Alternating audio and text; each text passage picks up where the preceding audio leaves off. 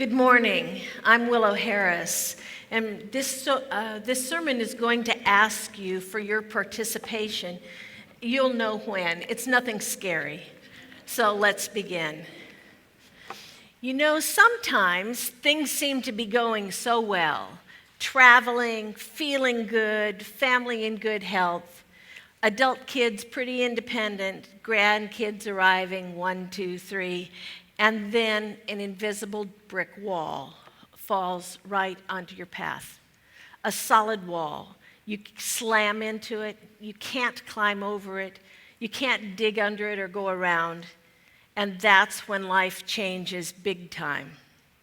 My story happened in the spring of 2014, lasting until 2015 and beyond. Many of you are familiar with parts of my story, and many of you have prayed us through this. My husband and I had been married 7 years at that time, and we were enjoying our retirement. 40 years with the railroad for him, and 38 for me in early childhood education. Mike first complained about headaches. No migraines, nothing major, just dull headaches. And his ever-present intestinal problems.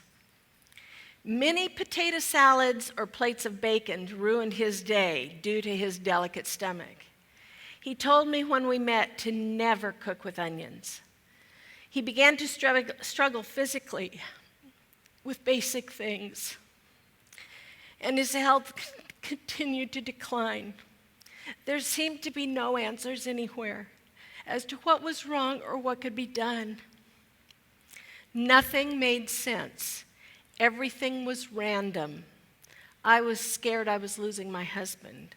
I cried out to God every day that 7 years wasn't long enough with this man. That's when our priorities really changed, when I found Mike in a heap at the bottom of the stairs. As we went from doctor to doctor and ER to ER, I watched the increasing difficulties as he fell down more often. He couldn't put a key in a lock, couldn't take the lid off a water bottle, and he could barely write his name. This man who had been the mechanical foreman for the railroad and fixed locomotives couldn't put a nut on a bolt. Mike would say to me, "I don't know where my hand is." And I'd say, "Mike, your hand is right here." And he said, "I know it is, but I don't know where it is." At one point, he was only eating cottage cheese and applesauce, very little more. He had more headaches, but mostly those persistent stomach issues, which had actually been going on since long before we met. One big-name doctor at a big-name hospital even told us, "Sometimes the gut hurts. Maybe it's all in his head." As we were going through this, my 92-year-old mother in Phoenix fell and broke her hip. That was in July. Our priorities changed again. I felt torn, wanting to be with my mother and needing to be with my husband. And then at a routine heart appointment, Mike was diagnosed with a stroke and was sent for 1 month of therapy. Not one test was done for a stroke. At that time, my mother went into assisted living, and she said, "You know, Willo, this is the beginning of the end." Our priorities for fun in retirement were gone. I would lay in bed at night and wonder how I would deal with losing my mother and how I would ever live without Mike. I thought I was losing both of these people I loved so much. The physical therapist sent us back to primary care because he didn't think this acted like a stroke. Our primary care agreed and sent us to a neurologist here in Visalia. She was so frustrated with his answers because, as I said, everything was random, and she said, "What's going on with his answers?" And I said, "It's the way it is. One day it's this way, one day it's that way. He can do this, he can't do that, and he can do it again." And so after the MRI, she called and said, "There's an abnormality." Please come in first thing tomorrow. So on that Thursday before Labor Day, still thinking it was a stroke and expecting news of a blood clot in his brain or something, we were shocked at her words. She shook her fist in his face and said, "You have a brain tumor this big. It is benign. It won't kill you, but it's got to come out." It seemed like she sucked the air right out of the room. Do you remember Charlie Brown's mother's voice in the Peanuts TV special? It was kind of a wah, wah, wah, wah sound. That's the only way I can describe what the doctor sounded like to me. Because we were really solid in our faith, our first stop was right here at the church. That's right, before we told our children, before we talked to our moms, we came to church. In the office, Kelly Diditis and Cheryl Beshwaite dropped to their knees to cry with us, to pray with us, to encourage us. This is the church at work. On Friday, we headed to Stanford's ER with that MRI in hand. The staff jumped into action. God chose our neurosurgeon, who had just returned the week before from having had a baby, and it was her maternity leave, and she just came back. And the plan was set for surgery. On Sunday, back in Visalia, word of his tumor had kind of spread through the church. And I came in and sat down alone, and Beverly Cates came and sat beside me because she thought I was all alone. She had heard the news. Mike was actually there. He was out in the narthex. I know you can't imagine this, but Mike was chatting with others. Yeah. A group of faithful prayer warriors in our church gathered in the coffee shop after the service. Dick Byard anointed Mike with oil, and Don Ralston led the group who laid hands on both of us and prayed. It was so powerful to be the focus of those prayers. Pastor Steve was out of state, and he called to pray with me that night. This is the church at work. The night before surgery, Mike woke me up and asked me to pray with him. As we held each other in the wee hours, I prayed and he prayed, and maybe we went back to sleep, I don't know. The tumor, which was about this size, and it was right here, was removed during 7 hours of surgery on Wednesday. So it was a week after we had the MRI done. And that Wednesday was my birthday, so his surgery was on my birthday. But as it turned out, my birthday present wasn't in a fancy gift bag topped with a pretty bow. But instead, it was wrapped in a hospital gown, sporting 44 staples like a headband across his head. It looked like he had a zipper over his head. I got the best gift that day, a healthy husband. Mike's skills returned not just day by day, but hour by hour. Even his stomach issues were gone. It was truly a miraculous recovery. I was flooded with calls and texts and emails from this church. We were blanketed in prayer. Once again, our church was at work. He was in the hospital 3 days, and his surgery was on Wednesday. We came home on Saturday. No chemo, no radiation, no anti-seizure meds. We got up Sunday morning, and Mike wanted to go to church. And I reminded him that he had just had the top of his head taken off a few days before. So we didn't come to church, but he came on Wednesday night when we were having the dinners, and he marched right up this aisle to the altar. And I don't know how long he was up there, but he had some talking to do with Jesus. It was just the two of them. He had what was called survivor's euphoria. He thought he could do anything. So encouraging him to stay down and rest and contain that energy was a challenge for me. 3 weeks later, he drove the entire 10 hours from home to Phoenix, where my mom had declined so quickly. We took Mom to church and out to the Olive Garden for lunch. My mom knew us, and she got to see her son-in-law well. 3 weeks after that, we were back in Phoenix to say goodbye. Mom fell asleep and didn't wake up, at least not here on earth. Planning an October funeral was hard for because my mother was so precious to me. And packing up and selling my mother's home was tough because I was working with my sister from Texas, who I'm very close to, and also with my estranged brother who lives in Phoenix.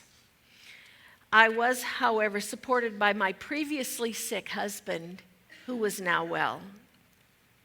My Bible study ladies and so many others kept us buoyed in prayer. They weren't there in Phoenix by my side, but those prayers meant the world to me. Again, the church at work. Thankfully, the house sold in April, and we thought we were going to be able to resurrect those earlier priorities. You know, the priorities of fun and travel and enjoying our retirement years. But a few weeks later, we received an emergency call to rescue my stepdaughter, Margie, and her 20-month-old son from a difficult situation. We had a big house and lots of space, and we brought them home with us. Our priorities shifted again. Suddenly, we were dealing with diapers and sippy cups and the worry of a little one on the stairs. Imagine the surprise of my Bible study when I walked in with a toddler.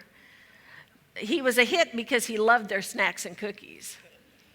Have you ever been on one of those old merry-go-rounds from playgrounds where someone runs and pushing the merry-go-round and you jump on for the rest of the ride? Well, during this period, I felt like I was on that merry-go-round, first with the breeze in my face, blowing back my hair and an ear-to-ear smile, and then that little twerp kid from down the block, a.k.a. life, grabbed hold and jerked it to go the other way. I felt my priorities were being thrashed about and erased, and everything we knew and dreamed about was being jerked back and forth. My first marriage had ended in divorce. Mike was widowed.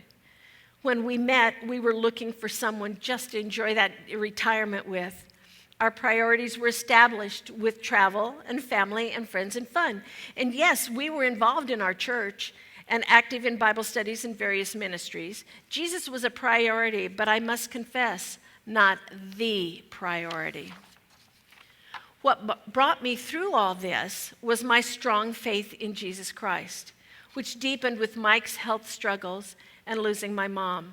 My hope and my trust was in Jesus. I read, God will not necessarily remove your problems, but his wisdom is sufficient to bring something good out of every one of them. After I kind of caught my breath, I began to really focus on what was important and how to establish my list of priorities. A priority is a thing that is regarded as more important than other things. I continued praising God for his goodness and his healing and began searching for more ways to serve, to put Christ first and to make Jesus the priority. I do a devotional study daily, attend Bible study on Thursday mornings, hospital visitation, grace groups. I manage the prayer chain with 50 mighty prayer warriors, ready to pray for any needs. And I serve on the staff parish relations committee. Mike and I also serve on the board for the Walk to Emmaus Christian organization. I have become more focused on the nudges of the Holy Spirit, and I'm now more willing to act on those nudges and pray. But this sermon isn't really about me. It's about me and about you. Because I know that many of you have been as involved in this church as I have. I have a stick here that explains a lot about what we are doing in this church. If you believe God and attend church, this vertical stick represents that relationship, God and you. but there's no outreach.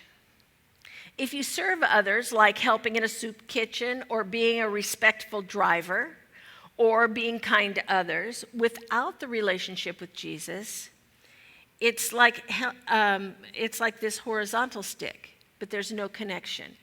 But it's when you put the two of them together, that's what makes the church at work. Jesus said in Matthew 25:34-40, "Come you who are blessed of my Father, inherit the kingdom prepared for you from the foundation of the world. For I was hungry, and you gave me something to eat. I was thirsty, and you gave me something to drink. I was a stranger, and you invited me in. Naked, and you clothed me. I was sick, and you visited me. I was in prison, and you came to me." Then the righteous will answer him, "Lord, when did we see you hungry and feed you, or thirsty and give you something to drink? And when did we see you a stranger and invite you in, or naked and clothe you? When did we see you sick or in prison and come to you?"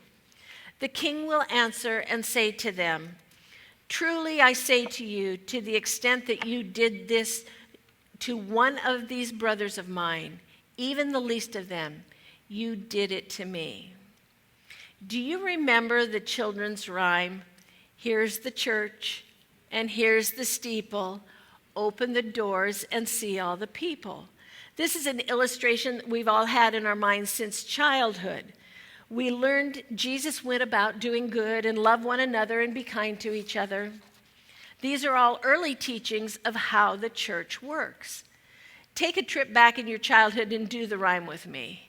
Here's the church, here's the steeple, open the doors and see all the people. Oh, you do remember your childhood.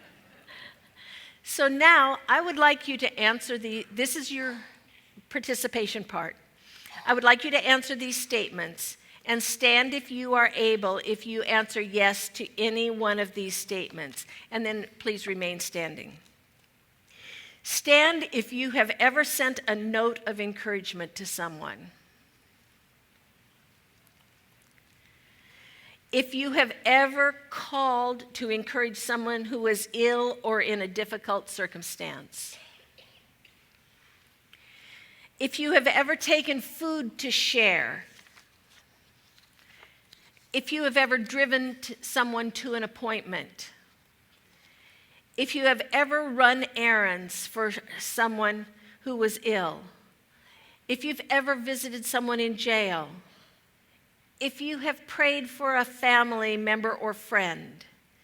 If you have ever taught Sunday school or Bible study.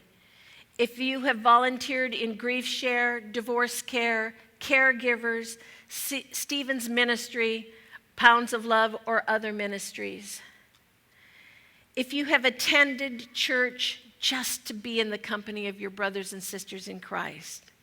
Now, as we're standing here, let's do the rhyme once again. Here's the church, here's the steeple, open the doors and see all the people. Freeze your hands right there. You see your fingers right there? It's not the building doing the work. It's not the steeple. It's the people. Look around you. Family members, friends, and probably a few friends you've never met. And here you see the church at work. Our church at work. All in the name of Christ. You can see. So now, back to my story. It's been 5 years next month since Mike's surgery. Right now, all is good.